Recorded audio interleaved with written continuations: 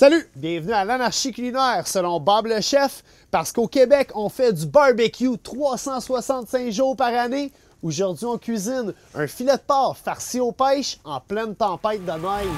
You know what time it is. Drop it like it's hot.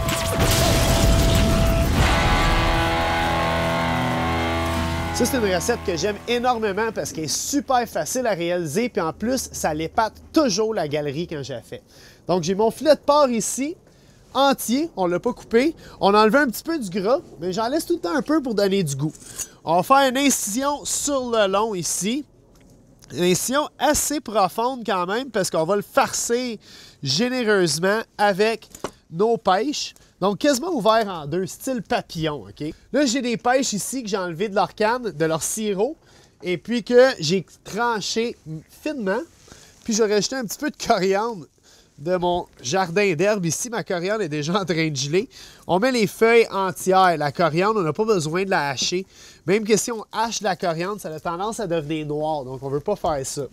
On assaisonne, même si c'est sucré, on assaisonne toujours un petit peu de sel, un petit peu de poivre du moulin. On va juste mélanger ça rapidement avec nos mains.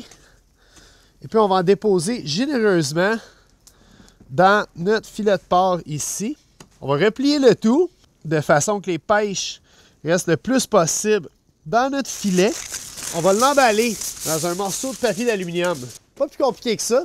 On a emballé notre filet de porc très serré pour que ça garde sa forme, contrairement aux papillotes ordinaires qu'on laisse un petit peu de vapeur pour aider la cuisson de nos légumes.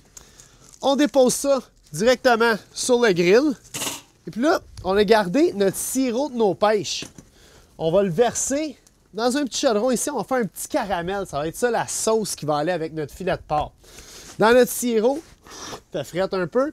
On va rajouter 2 feuilles de laurier, un petit bâton de cannelle, pourquoi pas un petit rappel de notre coriandre, une petite brindille. On va déposer ça ici sur le grill. On va laisser ça réduire jusqu'à ce que ça ait une belle consistance de caramel. Pour la cuisson de notre viande, environ 15 à 20 minutes, parce que du porc, on ne veut pas que ça soit trop cuit, on veut que ça soit légèrement rosé. Notre filet de porc était pas mal gros, fait que ça a pris une bonne vingtaine de minutes finalement pour le cuire.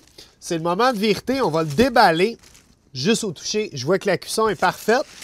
On va simplement couper des incisions dans notre filet comme ceci pour avoir l'impression d'avoir des beaux médaillons de porc. Habituellement aussi, j'aurais laissé reposer ma viande une bonne dizaine de minutes avant de la couper. Comme ça, le jus aurait plus resté dans la viande. Mais là, pour le bien du public, on a accéléré la chose un peu.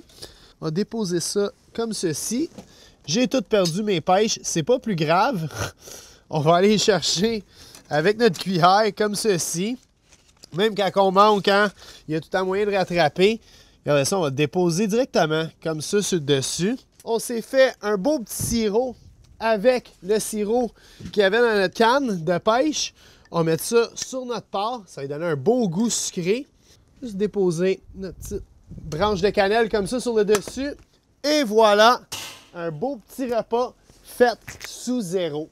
J'aimerais prendre le temps de remercier Max de Barbecue Québec pour le grill ainsi que la casquette et tous les accessoires qui vont rendre mon été trop cool dans mon backyard. Aussi, manquez pas ça, le Barbecue Fest dans la ville de Québec du 30 mai au 2 juin. Bob le chef lui-même fera des démonstrations sur le grill. Soyez-y, ça va être un gros party. À bientôt. Cheers!